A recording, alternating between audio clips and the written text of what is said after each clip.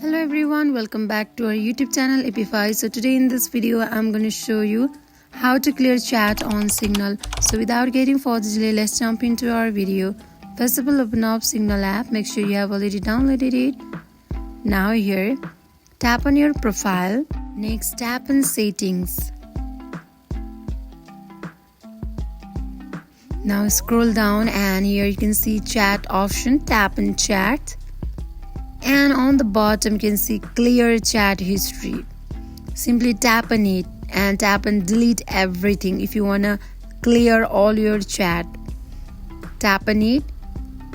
So once you tap on it, it will clear all your chat. So go back and you can see there is no chat. So this is how you can clear chat on Signal. So that is it for today. If you guys like this video, do not forget to like, comment and subscribe our channel.